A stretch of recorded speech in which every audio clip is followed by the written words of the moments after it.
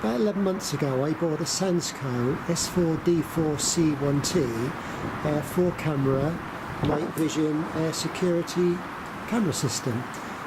Been working fine, absolutely lovely, but as you can see here now that some of the LEDs are failing in one of my cameras. There's also one of the other cameras which has also got the same problem.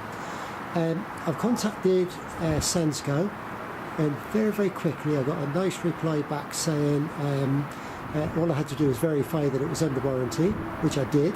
I then got another message this morning saying I could either return the cameras to them and they will repair them or replace them for me, or they could send me the LED blocks for the 2 cameras, which I've actually asked them to do. So when that comes, I shall actually do another little video showing how to change them. Hopefully that might help somebody in the future, just in case it happens to them too. So watch this space, and I'll see you on here soon. Thank you. Well, I've got the camera down. It's a Sansco model DX6699. As you already know, the LED block is faulty, so I've got to take it to bits and replace that.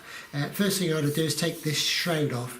I have actually evicted a spider which seems to have been living in here somewhere, and every night it seems to come out and puts a web across here, so I've got a long fluffy telescopic arm which I actually get up and just wipe it over every night.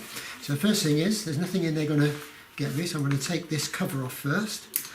I can just get the screw working the right way. Just undo that. That's quite easy to come off. A little bit of a web thing around there, so I'm just going to take that off. I might try and put that out in my shed. I don't mind spiders in my shed. I don't know, there's no eggs in there by the look of it, so I'll just leave that as it is. Now I think this must unscrew somehow. Oh yeah, it just unscrews like so.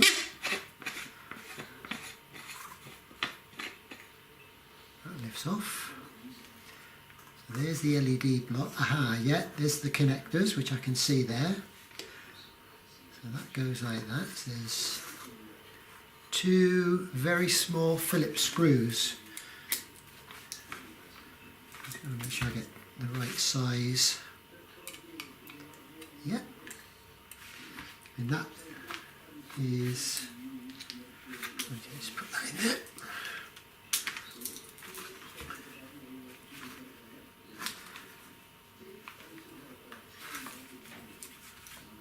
Quite small. I really should have a magnetic.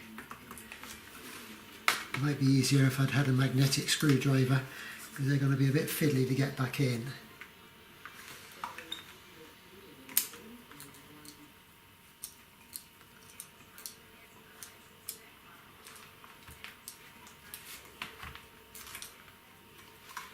Okay.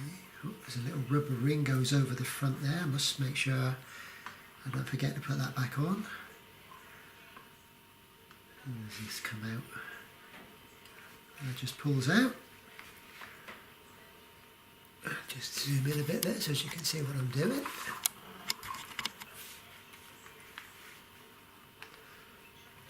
I do try not to pull anything like this by the actual wire itself, because obviously if you pull the wire out you've got a bigger problem.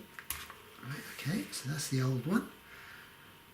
Can't see any signs of the old LEDs not actually why they're not functioning. So here's a new one, just plugging that back in again. Just clip it back in. And this one the same. Looks like the double white, that's, well yeah, that would be the power supply, and that's going to be obviously the sensor, I would think, for the night time. Okay, right, this is going to be the fiddly bit, I think. So there's the 2 holes. Yeah.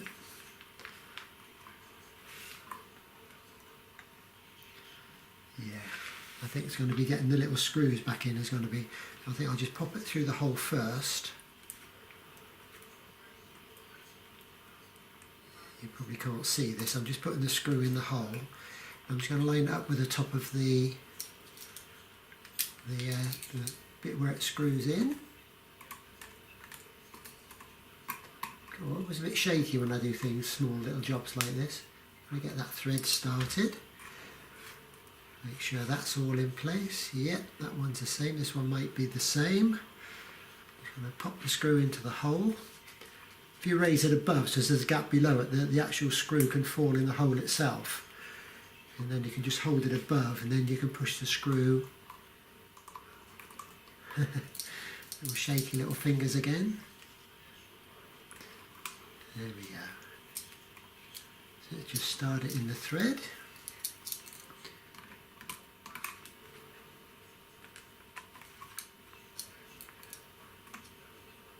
Nip that up. I don't want to do it too tight because the printed circuit board, it'll probably break it.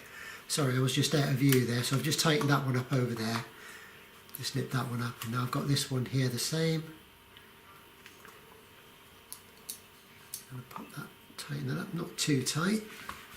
Don't forget the little rubber ring in the middle. I'm just going to use this to push that down with.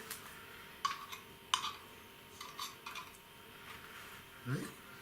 Glass is all nice and clean. So I'm just going to pop that back on again. Be careful you don't cross thread this, because if you do, you'll never get it back on again. So just do it nice and lightly, and once you feel it going okay, you can then tighten them up.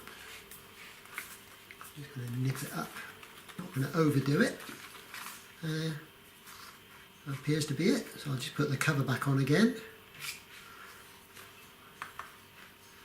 So yeah, oh there you go. There's the little spider's nest. I'm not going to disturb it because I don't like to interfere with wildlife if I can help it.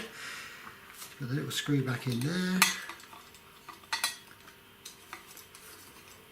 Bring the shroud forward quite a bit because obviously you get a bit of sun.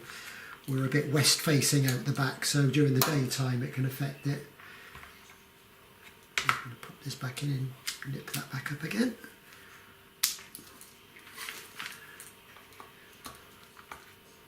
I'm not going to overdo it, but I'm just going to tighten that back up. There we go.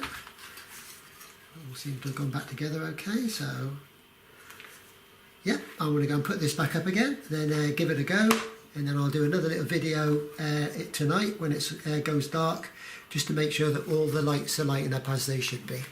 So hopefully that helps you a little bit if ever you need to do this job yourself. Remember, it's a Sansco model DX6699, and it came with the S4D4 C1T 4-camera system. So there we go. Hopefully this helps. And I'll see you in the video later when I check it tonight. Thanks for watching. So there's the camera all up and running again. The new LED block is fitted, as you can see. Just the other camera to do now, and that'll be all back to normal. Thank you, Sansco, for sending me the parts.